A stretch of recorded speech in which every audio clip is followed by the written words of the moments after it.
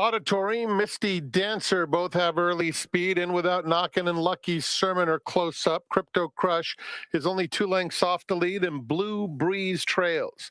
It's Auditory to the half-mile pole, joined by Lucky Sermon at the rail. And in between those two is Misty Dancer and neck back third. They're followed by Crypto Crush fourth, In Without Knockin' dropping back, and 2 to Blue Breeze. Heading to the 3/8 pole, and Auditory starts to shake loose, and there goes Auditory. Auditory has suddenly built up a 3-length advantage. Misty Dancer in between horses trying to get into second. Crypto Crush aggressively ridden holds that spot currently. Lucky Sermon is back to fourth. Then Blue Breeze and In Without Knockin' there at the top of the stretch, and Auditory with a 6-length advantage. Crypto Crush battling still with Misty Dancer. Those two are second and third, followed by In Without Knockin' and Blue Breeze. A blowout for Auditory. Far too good. Auditory sails through the stretch with an 8-length advantage. Auditory gallops. Crypto Crush fended off Misty Dancer, then In Without Knockin'.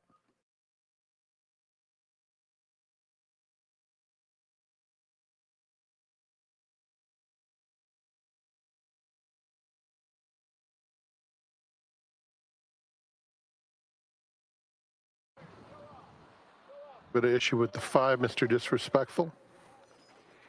And they're off. Clean start. Mr. Disrespectful goes right after Sketchy for the early lead. Rostaman Vibe comes away in third. Promisio Dealer Special in between those two. So Mr. Disrespectful will get to the front over Sketchy into the first turn.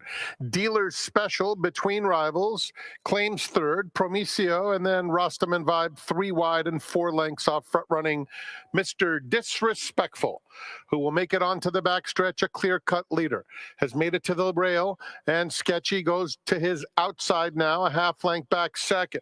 Then Promisio, Dealer Special, nose to nose. Rostaman Vibe is at the back, 4 lengths off the lead as they come toward the half-mile pole. Mr. Disrespectful, short lead. Sketchy second. 2 more. Dealer Special, Promisio still right together in Rostaman Vibe. Into the far turn, Mr. Disrespectful tries to sprint away now. Leads it a full length over Sketchy. Down at the rail, Promisio saving every inch of ground with Dealer Special in the lime colors outside of him. Rostaman Vibe still 4 lengths off the lead with a 1/4 mile to go. Mr. Disrespectful in front.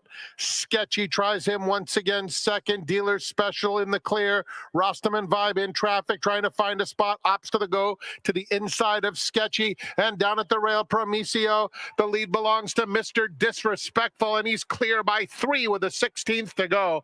Didn't want to go in the gate too badly, but he ran them off their feet. Mr. Disrespectful over Promisio. Rostaman Vibe third, then Sketchy.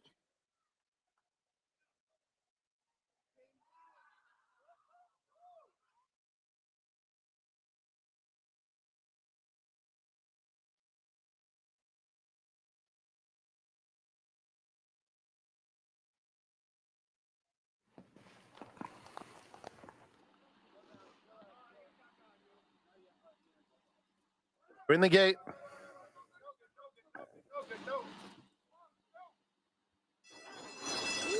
And they're off. Fast start for Naval Harbor, who's going straight to the front. James J. Braddock is up close in the opening furlong, and he's trying to get by this leader already.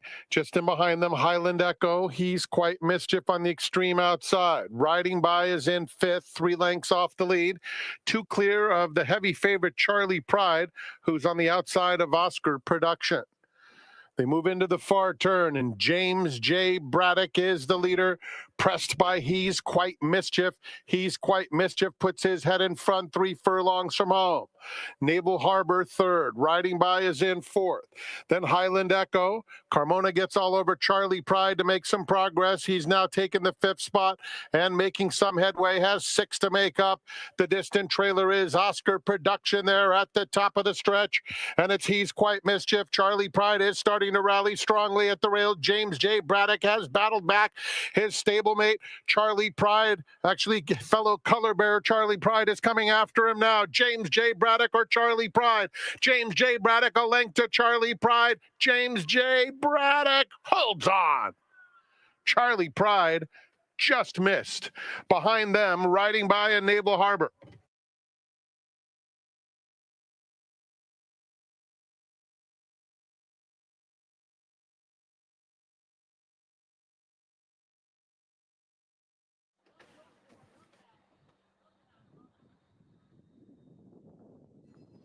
And they're off. Quick start for Baby Kristen. Vronsky Faint comes away in good order second, and Lamborghini, the favorite, is third in the opening stages. Then comes Dancing with Maxine, who's fourth and 7 lengths off this loose leader, Baby Kristen, who has spurted clear. The two trailers, Ultimate High and Berry Valley, at the back of the field. It's Baby Kristen blazing past the half-mile pole. Has a 4-length lead. Vronsky Faint tries to cut into it second. Lamborghini is patiently handled third. Dancing with Maxine fourth. These 4 in single file, some 8 or 9 lengths off the lead. Then Berry Valley inside Ultimate High. Approaching the quarter pole, Baby Kristen still in front by almost 4 lengths to Vronsky Faint. Dancing with Maxine making a threatening move on the outside in the red colors and taking third, taking aim on Baby Kristen, who has a big lead still, but that lead is shrinking. And here's Dancing with Maxine with every stride, and Berry Valley has surfaced late. Dancing with Maxine cruises to the front, and Dancing with Maxine wrapped up to score by a deceptive length and a half. Berry Valley second, blanket photo for third involving Vronsky Faint.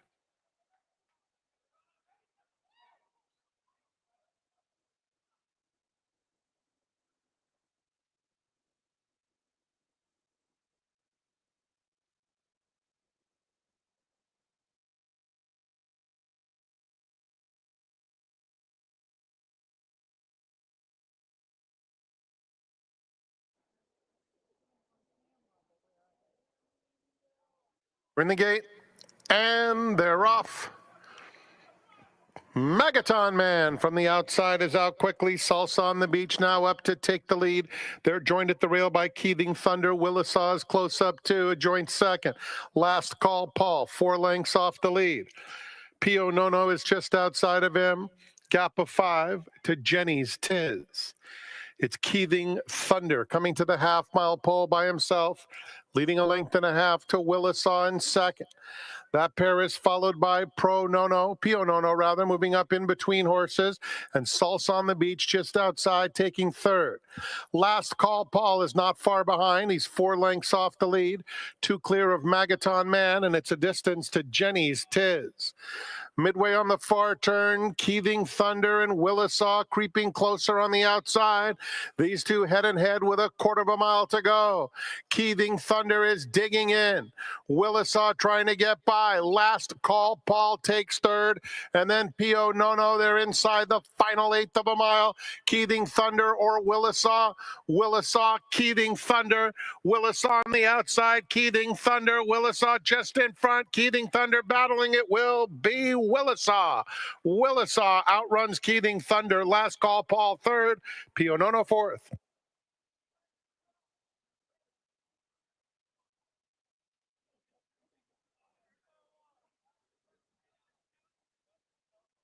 A classic margarita made with Don Julio Blanco. Pour more. Enjoy responsibly. And Kettle One, the official vodka partner of Santa Anita Park. Try the all-new Santa Anita Mule made with Kettle One vodka. Family made.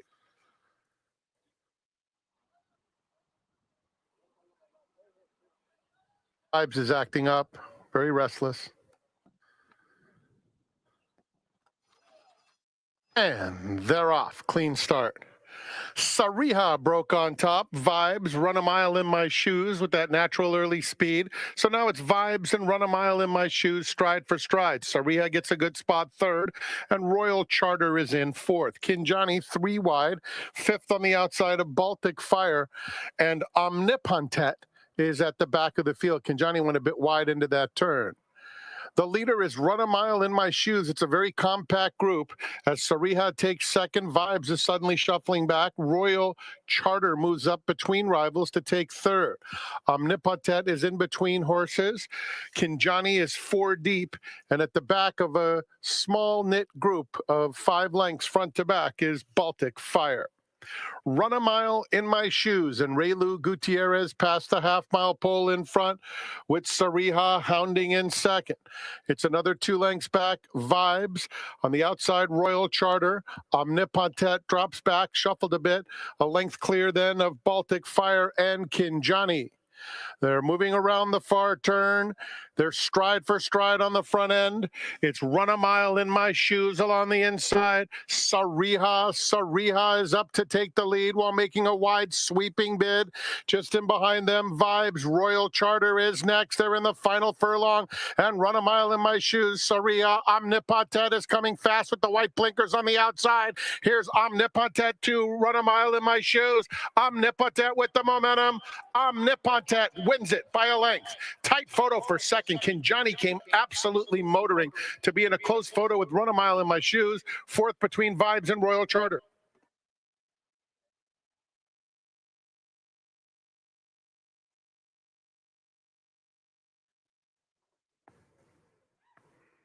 And they're off.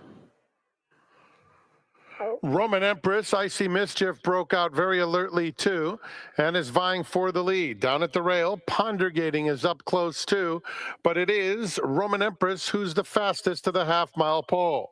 Pondergating, Icy Mischief. In between those two is Woodbine Way racing in fourth. Then Rose of Jericho marching into contention, 2 clear of I'm a Risque Girl. Outside of her comes Tessa, and Roses Are Blue. Around the far turn, it's Roman Empress just in front, leading by a neck to Icy Mischief with Rose of Jericho now joining the party 3 wide. Down at the rail, Pondergating is next. Tessa is forced to go 4 wide, but very much in the thick of it as the field reaches the top of the stretch. It's a wide open scramble. Roman Empress, Rose of Jericho. Rose of Jericho runs right on by. They're chased by Tessa coming past the 16th pole, and Rose of Jericho is home free. Rose of Jericho lets it out a notch and scores by 5. Tight photo for second, Roman Empress or I'm a Risque Girl, then Tessa.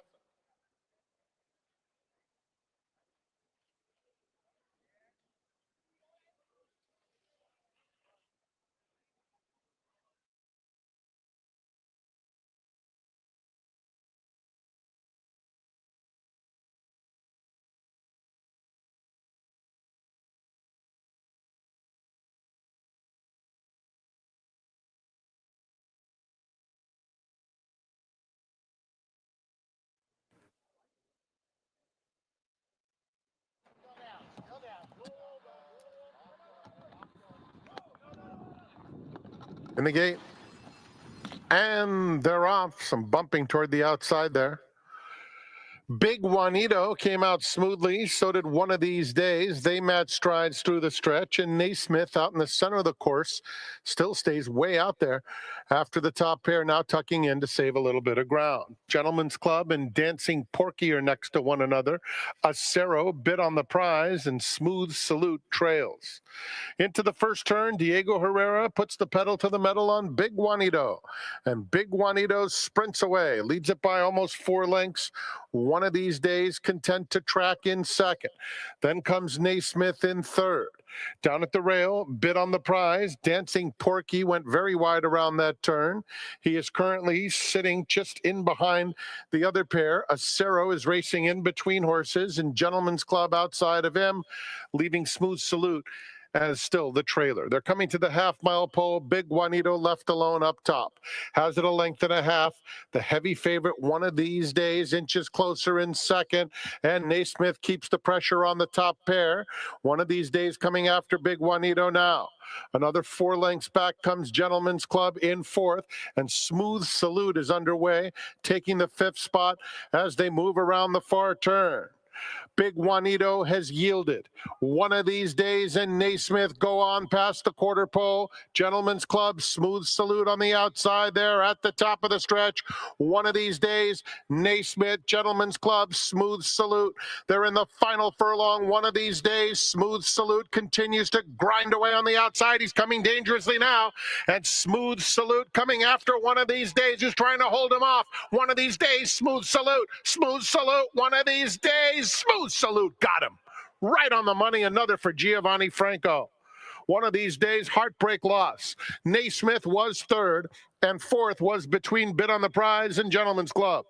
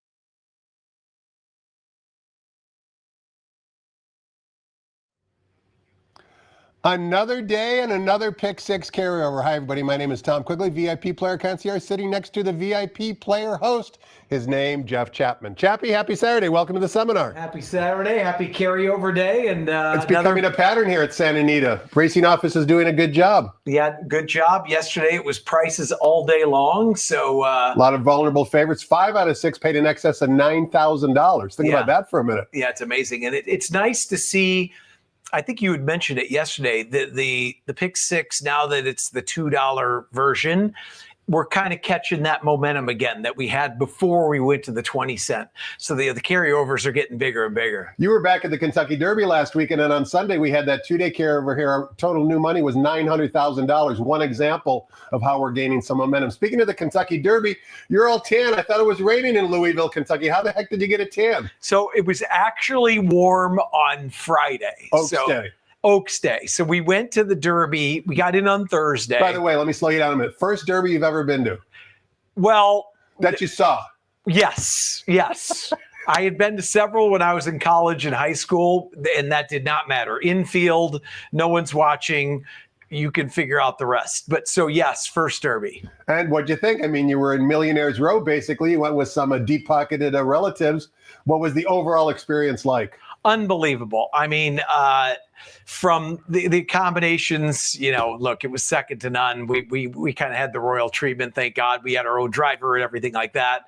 To go in and see the scale of how big it is, you don't realize how many people. Because going in, I thought, I'm going to see all kinds of people from here that I know. I ran into maybe 3 people. Trainers, owners, players, you only bumped into 3 of them. A couple of them. The Metses I saw. Doug O'Neill I ran into. But the place we were at, it was pretty tough to get in. So I didn't really, I had some wild experiences there. Are they PG rated? Yeah. Okay. Yeah. Okay. It was kind of funny because for instance, on Friday, I did not wear a jacket. I just had a long sleeve shirt and it was muggy. So I'm walking around, people are drinking. You got to realize, it's all free food and booze in most of the places. That's a new development for Churchill Downs, because I've had other people who went last weekend who told me the same thing. Correct. Just walk up, grab whatever you want. You don't have to worry about paying for it. Nothing. And so the bar is all free. You just walk up. And at our table, we had a waitress coming up every 5 minutes. There's a lot of time between races. So, when in Rome, I think I had a little taste of everything. But on Friday, it's warm and I'm wearing sunglasses. It's hot. Somebody early in the day bumps into me. Sunglass, one thing pops out. So I've got one sunglass in, one sunglass out. And you're still sober. Well, no, I'm a little buzzed. So I just kept wearing it like that, right? So I'm like, and then some point I lost that. So I was like, okay, well, I guess it's not a derby till somebody loses a monocle, because the sunglasses day one, long gone. Do you remember to wear a jacket on Derby Day? Derby Day, I got very lucky because I was not going to bring a sport coat. I actually had to buy a new one. I bought a hat. I figured I'm going to get a little dressed up because the relatives were sending me, they were getting very dressed up, ties, wild things. So I bought a jacket maybe I could wear for work type of thing. Luckily, because it rained all day, we were undercover, but it was cold. And it saved me, let me tell you, because I felt bad for those people not undercover. It was not cheap where they were at, and it was chilly, and it rained most of the day. Enough of the socializing. Did you make money gambling? None of the above. No. It's funny. Here's the thing. When you have, I had some opinions, and a lot of West Coast horses were doing well. But I had 12 people with me, 9 of which had never been to the races before. So you're spending, you remember how we talked about, there's so much time between the races. I thought, well, what are we going to do? I had to explain, and it was great, but 2 days over and over and over, what a bet is, walk them up, how to bet, what's an exacta, what's win, place, and show, caught up, telling stories. A couple horses I liked won, and then I didn't even bet them because I had so much fun, it didn't matter. The next day when you go, what if? But there were no what ifs. It was just a great time. Jeff Chapman, also known as Chappie, got all of his bad opinions out of the way last week in Kentucky. We're going to find out who he likes on today's 9-race card, including the $67,000 pick six carryover beginning in race number 4. But before we do any of that, let's toss the microphone over to track announcer Frank Miramati and get the early changes on today's Saturday's card here at the Great Race Place.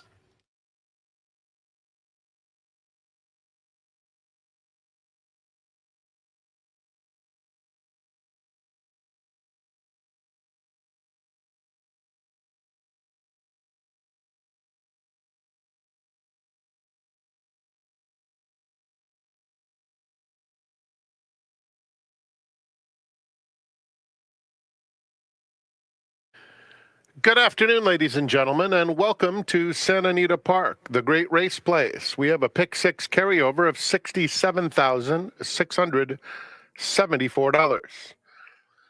The track is fast and the turf course is firm. The rail on the turf out 20 feet. Here are the early changes. In the first race, we start the all-turf pick 3 early today and the 50-cent early pick 5. Just the one blinker note. There are no changes in the second race. There are no changes in the third. In the fourth, scratch number 2, Sand to Sea. And that is the first leg of the pick 6, 67,000 plus. The Siren Lure is race 5. Scratch 1, Noble Reflection. Scratch 5, Eye on Rye. No show wagering. Late pick 5 begins with the Siren Lure. In the sixth, start of the late pick 4, there are no changes.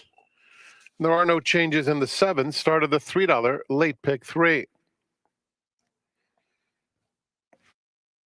In the eighth, first leg of the late double.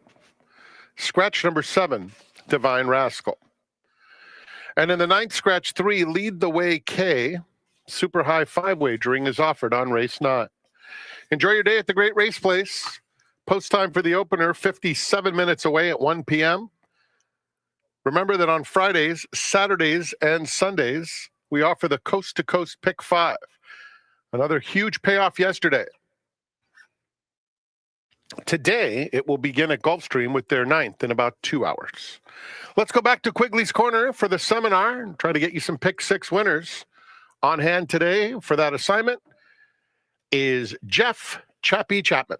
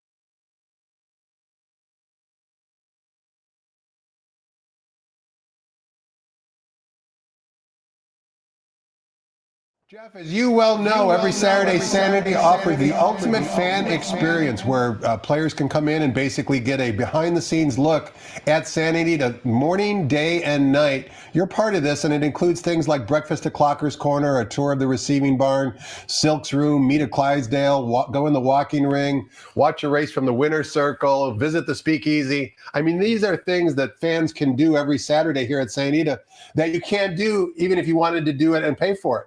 Yeah, no, it's an amazing experience, and we've got nothing but good feedback. We offer it every Saturday, basically, except for a couple of the big days, obviously, like a Derby Day. I don't believe on Preakness Day, but it starts in the morning. They get there around 9 o'clock in the morning. Iggy Puglisi picks them up at Clocker's. They get some breakfast. He takes them on a backside tour in a golf cart, so they get a little bit more. And you know, Iggy's got stories for days. So then he stops at a barn. We set it up. All the trainers that we work with are so good about, they'll bring horses out, they'll talk to them about how they prepare a horse. So it's much more intimate than just, riding around pointing at barns, that type of thing. So they get to meet somebody. And then Iggy takes them in the jock's room, takes them around the walking ring. He takes them to see Zenyatta, tells stories. It's a whole morning experience. And then I meet up with them afterwards. I set up a race with them. We go down, we watch the race down by the winner's circle, get some pictures. I'll take them to the speakeasy later on. It's something that no one else can do. And we've gotten, like I said, the feedback has been terrific all along. And there's a few people here today. There's 5 of them waiting for me patiently after this. So I shall come by and we'll pick out a race to go do it. But Iggy's been with them since about 9 a.m. this morning.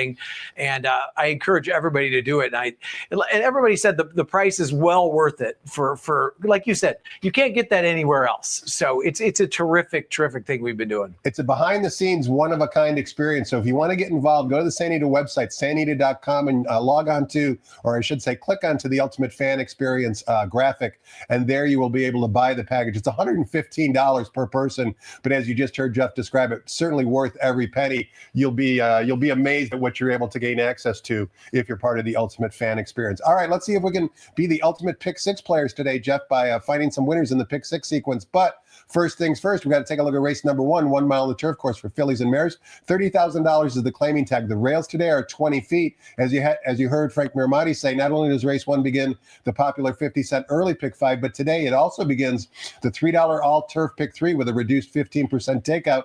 In race 1, we've got a field of 7. The morning line favorite is number 6, Idesia, but the current favorite is number 2, Free and Humble. Before we get your thoughts on the race, Jeff, let's take a look at Free and Humble's last race. When we watch this replay, she's going to break from post position number 2, the same post she draws today. And as you're watching the replay, I know you're going to ask yourself, how in the heck does she get up for second? Even when you ask yourself that question mid-stretch, there's no way it looks like she's going to get up. She doesn't get second. Watch the gallop out. I think she's going to like 2 turns today, but you be the judge. So let's listen to Frank Miramati describe the action back on April 4th and watch Free and Humble breaking from post position number 2.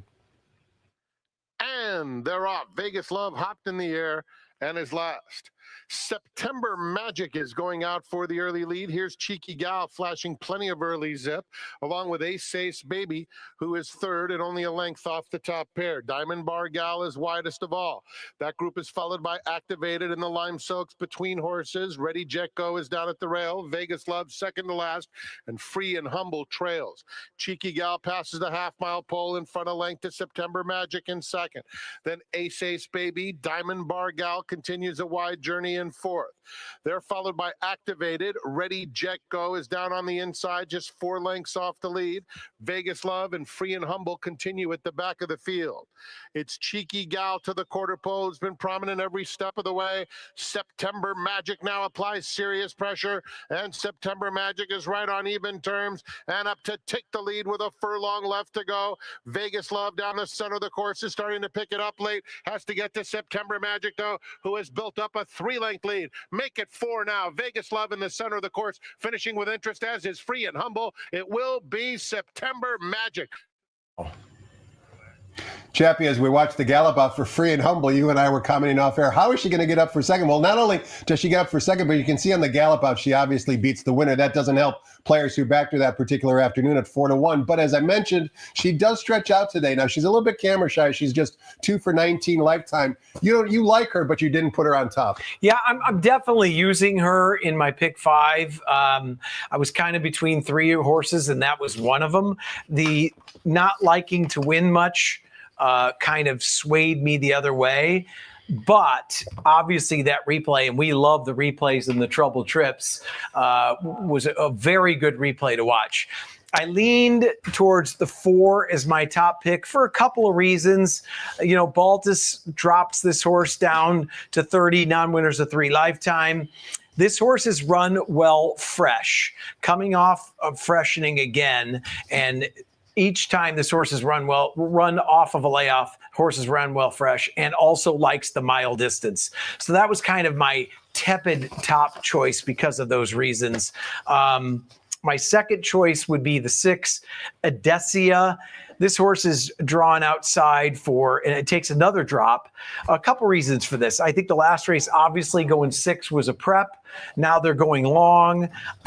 This horse will have some speed to run at. And, you know, we always talk about trainers getting hot, getting cold. Probably until about 2-3 weeks ago, Phil D'Amato was not winning races. Now he's winning races in bunches. So I kind of moved that horse up a lot because of that factor. So I'm 4-6/2, but we only can give 2 picks on here, so I'm 4-6. Race number 2 begins the 50-cent early pick 4. We're sprinting 5.5 furlongs on the main track for restricted $5,000 claimers. A field of 7, the Maury Line favorite, number 5, Big Bet from the O.J. Harrigy barn, 5-2 on the Maury Line. These are always the most difficult races on the card. We've got a couple today. Those restricted races can get tricky. Yeah, these are tough ones. I'm telling you what, the sequence is not easy all day. Maybe some chalk might win a little bit later on in the card, but I think this is a tough one. My top choice here would be the 3, Bronco and Nagurski. We always love the Nick Alexander names, right? James J. Braddock won yesterday's James J. Braddock, absolutely. We would go from a boxer to a football player, right? So, the drop in class here is big. Miotti always seems to spot his horse as well. And I think at 3-1, this horse makes sense. Just draw a line through that last race. He's putting him the source where he can win a race. Fair enough. Let's take a look at race number 3, Jeff, sprinting 6 furlongs on the main track. This is the restricted starter allowance race. Not sure I've ever seen a restricted starter allowance so far this meet at Santa Anita, but nevertheless, we've got a field of 7, the heavy even money favorite, fresh off a victory. One of 4 3-year-olds in the field is number 5, Lead Pipe Joe, even money on the Maury Line. What say you about race 3? Lead Pipe Joe is going to be my top pick here. It's funny, Gio, who works with me, he and I had watched a work maybe about a month and a half ago, and there were 2 horses working, and a horse blew by them, and it took us about 3 days. Now, I got to admit, he was the smart one and figured it out, but we're like, who was that horse who worked so well? And it was Lead Pipe Joe. So we were waiting for Lead Pipe Joe to come back and run. Came in for the tag. Andy Mathis, very sharp, claims that horse, goes unprotected here. I know it's even money, probably going to be 2-5, 3-5, but I think this horse should be very tough. Can sit, can go, can stalk, whatever. I think this horse should be tough in a small field. I gave a little look to the outside horse who ran very big off of a long layoff, and there is a lot of speed in here, so maybe this horse comes late and picks up the pieces. Race number 4 is when the fireworks begins. That's because it's the start of the $2 pick 6, as you can see on the screen, with a $67,000 carryover. We kick off that wager in race 4, going 1 mile on the main track. This race is for 3-year-old fillies or for fillies and mares non-winners of 2 races lifetime. They're all in for a $16,000 tag. Scratch the original Morning Line favorite, number 2, Sand to Sea. That leaves us with a field of 7, likely number 7, Nadia from the Richie Baltus barn, is likely to be the revised Morning Line favorite. Give us a winner to kick up the pick 6, Jeff. Yeah, I was trying to go a couple different ways, and obviously Nadia Fitz could certainly win. My top pick is going to be the 1 Mimosas, and I said that's not a hunch play because I had 27 mimosas last weekend, but I take the over. I would take the over as well. That and mint juleps.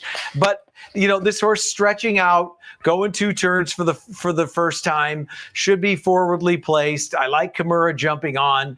I like the price. We always, kind of build that price into our picks sometimes, and maybe that's not the right thing. But at 8-1 on the morning line, we're not going to get 8-1, especially with Sandacy scratched out of the race, right? But I thought that horse was interesting. My second choice was the 5, Nala.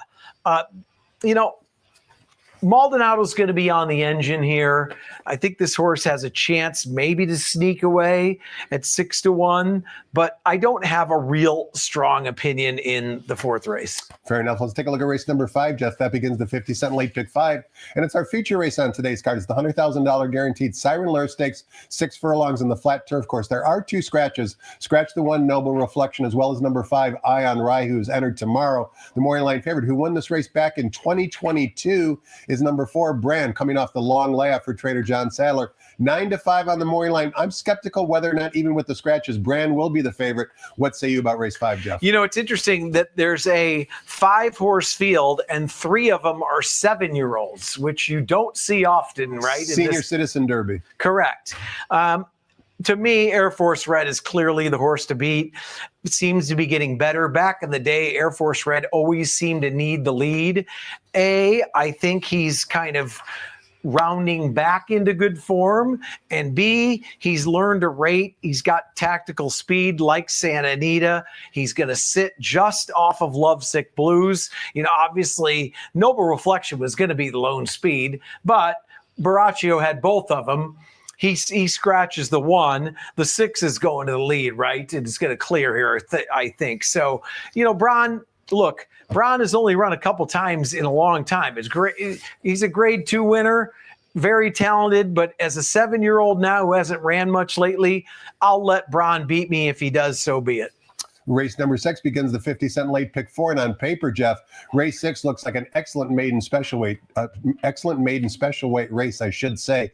Excellent pedigrees, excellent trainers, a lot of hype surrounding some of these first-time starters. We've got a field of 7, the morning line favorite. The second-time starter, number 3, Sierra Silver from the Bob Baffert barn. Sierra Silver has 1 start. That race has proven to be very productive. There have been 4 next out winners, including Goal Oriented, who you saw win at Churchill Downs, the second-place finisher, came back to win at Belmont at Aqueduct. It's been a very productive race, but as I mentioned, Cheever is certainly well-bred. Bob Baffert is another first-time starter. Legal Air on the bottom. A lot of expectations for him. Give us a winner in race 6. Yeah, I like goal-oriented. I liked goal-oriented last week, by the way.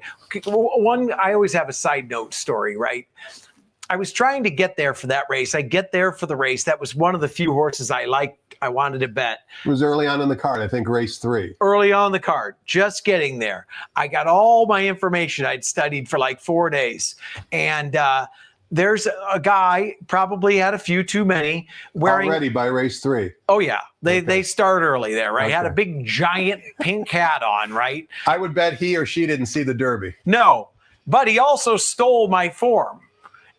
And I had, in the VIP area? Were you no, this is before I got to the VIP area, but I set it down because I'm showing people something. The guy steals my form. I get all out of whack, right? Did you actually witness him taking your form? No. But, well, I saw him walking away, and I'm like, okay, this guy's kind of he kind of looked like a muffin with a big giant hat on. Okay. So this guy's walking away. He stole my form. And I'm like, all right, I know I like somebody. My dad's walking slow. The race goes off. And that was one of the horses I was going to go all in on to win. And I missed the race. So I was like, I never trust a muffin with a hat on. That being a pink hat as well. And I'm like, that guy ruined me. So, and I like Copion later. I didn't bet that either. Not to, I digress, but you know how it goes. That's the Derby for you. Yeah, the thief, whatever. Those things don't happen at Santa Anita. Give us the winner in race 6. Okay, race 6, back to it. I think Sierra Silver is going to be very tough. I've watched a lot of these works. Obviously broke from the rail last time. Like you said, 4 next out winners. Goal-oriented, now going in the Preakness. This horse worked well solo back after the race. So I think this horse is going to get bet, but this horse is going to be tough to beat. My second choice would be the 4 Cheever, who actually worked with the 5 Vasa, and they worked pretty closely together, but I thought Chivo worked a little bit better. And at 5-2, Glatt hasn't been winning first time out as often. You probably have those stats more than I do, but I think that horse is talented.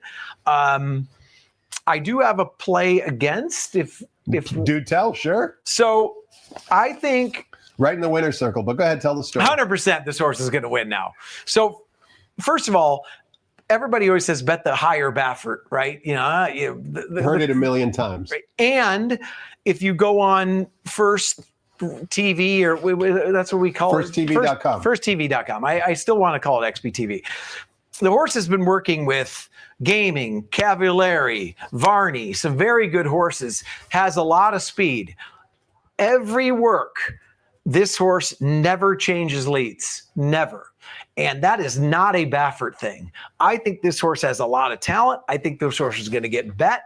And I think not changing the lead is going to be the downfall of this race, of this horse.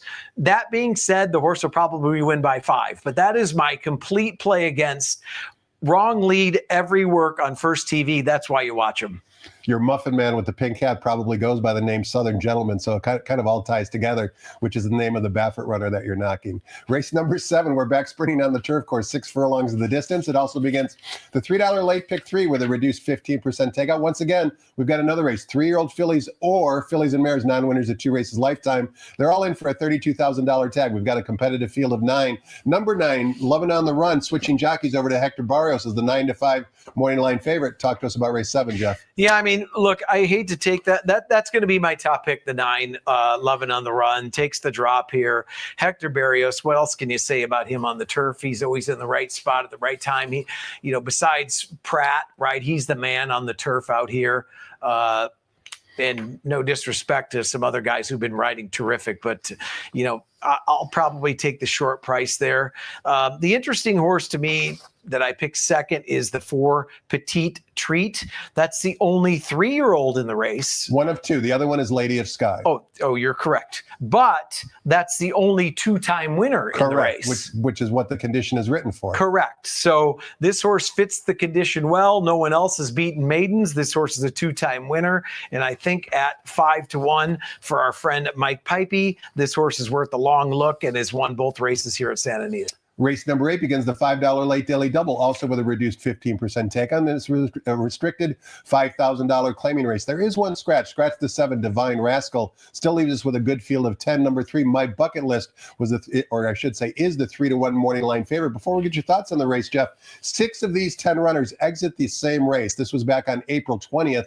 It was the 6th race. There's a number of different runners you could watch. I want you to watch the runner who's wearing saddlecloth number 13, and that's the aforementioned morning line favorite in today's 8th race, My Bucket List. My Bucket List is going to break almost from the far outside. I want you to watch not only the rally he puts forth, but also the way he lugs out. This race replay we're about to watch was run at the distance of 6 furlongs. Today's distance is 5.5. You be the judge whether the shorter distance will help or hurt My Bucket List. So let's listen to Frank Miramati describe the action back on April 20th and watch My Bucket List wearing saddlecloth number 13. And they're off. Mystification was out very quickly. Jeweled Shalala is flashing speed, and Paxawallop joins. Wait, we're going to recue the replay. Just a slight technical difficulty. That was interesting. I got a lot out of that. There were not 13 runners in that field, so that was the first. No, but a certain horse broke well in there, so I'm going to look for him sprinting on the turf next time. But if we are ready, and I'm not sure that we are, let's watch the replay back on April 20th and listen to Frank Miramati describe the action, watching the runner breaking from post position number 13. And they're off. Abaddon is out quickest of all. Down at the rail, Divine Rascal is flashing some early speed as several of them now come through to vie for command. Also in the mix is Golf Drama, so he's now head and head with Abaddon down the back stretch, with Smiling Tony 2.5 off the pace in third. They're followed by Momo's Kiddo, who's widest of all. Down at the rail, Adios Nicanor, and then comes Uncle Dusan. North Country is joining the party, and Trinidad is widest of all. It's another 2 lengths back to Clements Ride, racing on the inside of Divine Rascal. My Bucket List is passing horses in a hurry on the outside. The 2 trailers, Big Don Smiling racing, and Don't Test Your Luck is at the back of the field. The battle continues on the front end with a wide sweep coming from My Bucket List. He's got 5 or 6 wide, but coming to battle for the lead at the top of the stretch. It's a wide open scramble. Coming through at the rail is Clements Ride with a late run. In between horses, Trinidad in the red colors. They're in the final furlong, and it's My Bucket List and Clements Ride. Clements Ride on the inside. My Bucket List is closer to the other rail. Clements Ride, My Bucket List. Here's the line. Photo finish. Looked like Clements Ride, but they're way too far across. Jeff, My Bucket List made that big, powerful move, but about mid-stretch, I saw the track photographers ducking for cover because, as you heard Frank Miramati say, he was closer to the outside rail than the inside rail, but that was at 6 furlongs. Today's distance is 5.5.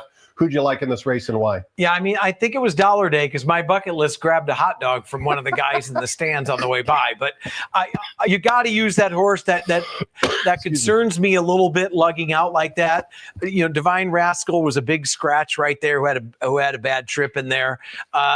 This is a tough race. I went with Golf Drama on top because oddly enough, there doesn't look like there's a whole lot of speed in this 5.5 furlong race, and this horse might go.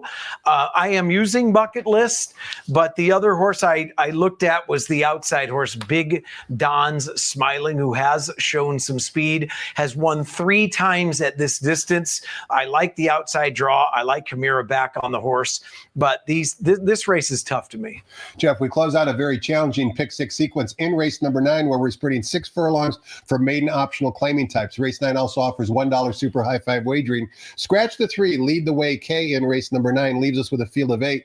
Number 9, Nicolina, is the 8-5 morning line favorite. Before we get your thoughts on the race, courtesy of our friends at firsttv.com, I want to show a team workout for Nicolino.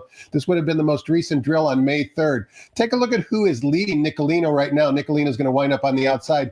That's none other than a runner by the name of Omnipotent. Omnipotent actually won a race yesterday. You'll remember it, won a non-winners of 2 on the turf course, earning a Beyer speed figure of 83. As you're about to see, Nicolina made up about 5 lengths on her, or I should say on him, this particular morning, and did it quite easily. I like the way that Nicolina is moving here on the main track. You could make a case that perhaps Omnipotent is not necessarily a dirt horse, but nevertheless, we know that he has a lot of ability and quality. So the fact that Nicolina, being a maiden in her 3rd lifetime start, tells me that Phil D'Amato also thinks she has a lot of ability. That's her on the outside.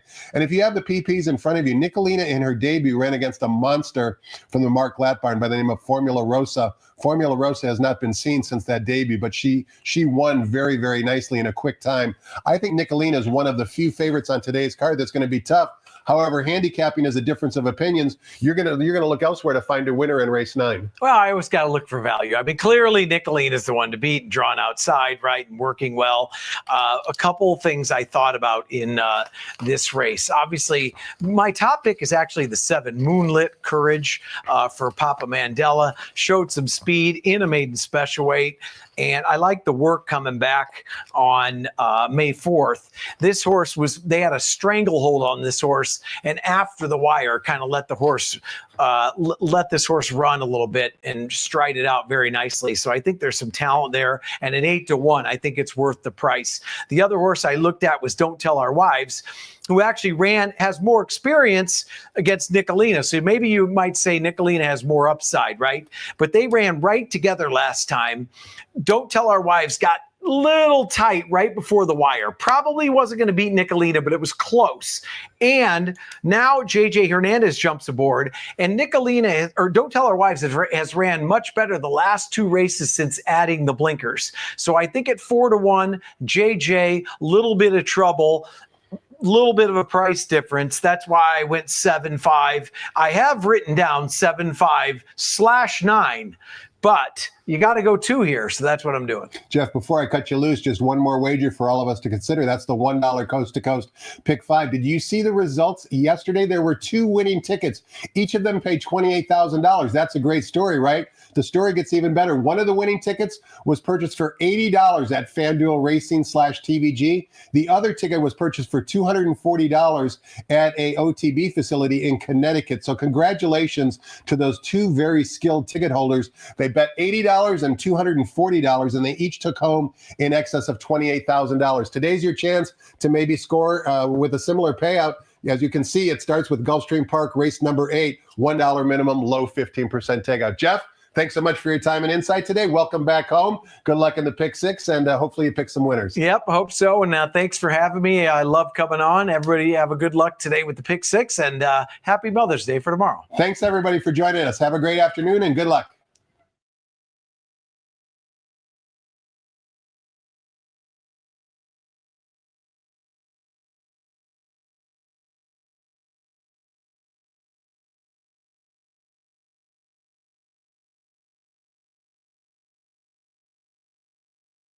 Ladies and gentlemen, please rise for our national anthem.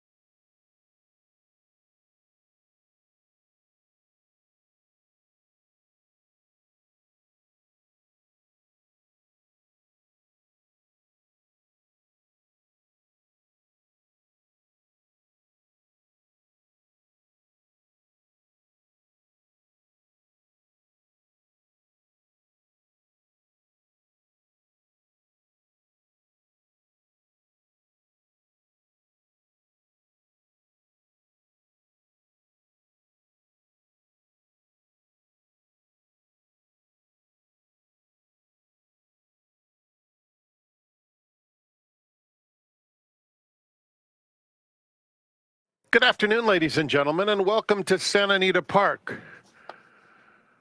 The track conditions are brought to you by John Deere. The main track is fast, the turf course is firm, the rail on the turf is at 20 feet.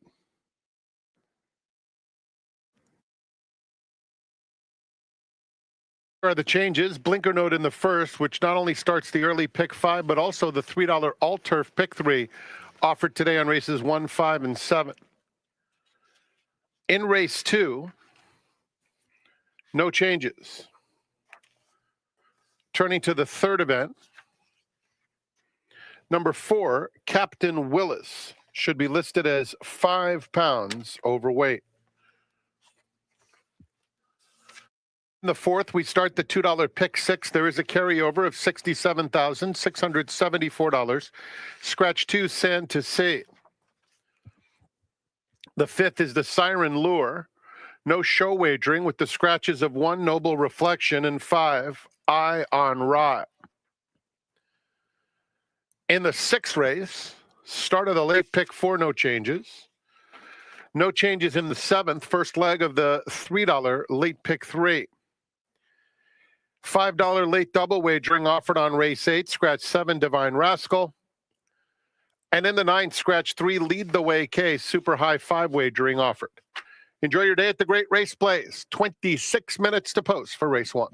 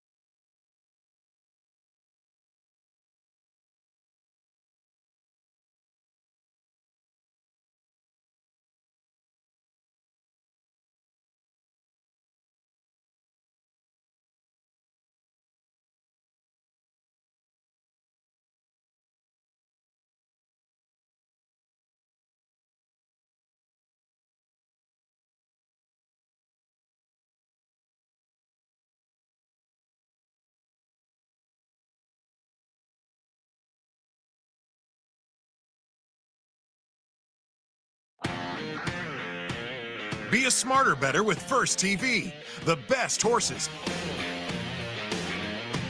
with thousands of exclusive morning workouts.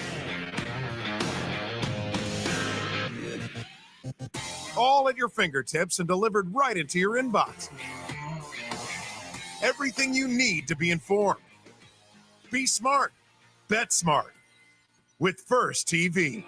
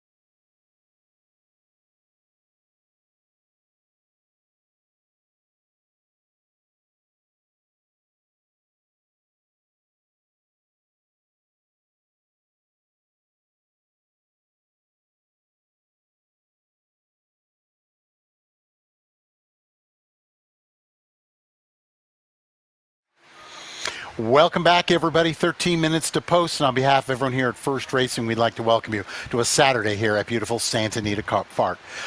Blue skies, looks amazing. We've got a carryover in the pick six. We knew about that for the 9th race even happened. And ladies, we're starting off with an all-turf pick 3. Does it get any better? I think not. I don't know the last time we had a first race all-turf pick 3. I think this is the first. Exciting. Very this exciting. Is a first. Ladies, we're looking at a pick 5 pool of 91,544. As we mentioned, we've got the pick all-turf pick 3 coming up. And a reminder, just like yesterday, the horses will be leaving from the paddock and going directly to the racetrack. What are we doing here, ladies? The board is telling us you're pretty much on your own, but Free and Humble is getting the lion's share. Yeah, it's interesting because I went 3 deep in this first leg of the I went 4, Millie. And I didn't use the current favorite, the 2. I did Free not either. and Humble. If you also went 4 deep, you could include the favorite. I used Annie's Joy on the dropping class. She's in for 30. And I went with Decia, who I thought it might really set it up for, but my top selection was 10-1 on the morning line, is currently 7-1. So somebody else believes in me. Okay. Corporal Violet. Me. Is it? My top pick Yes. also. Okay. And I was watching Mark Reinford saddling Corporal Violet, and this mare was so calm. She just stood there, well behaved. In for 30,000, you want to see how they're behaving. And I use her. We know that she can win at the mile because she's done it already, and that was one of the big factors for me. Interesting. I go with the 1 Monjica. 4-1 right now. The tip over the morning line for trainer Mark Galat. The blinkers are coming off, ladies, and basically I just think horse has been running for optional 50 allowance type of groups. That has not worked out. I think Mark's being incredibly realistic here for Rancho Temescal, the Cohen family, and just saying, you know what? Let's just put this horse where we think they can win.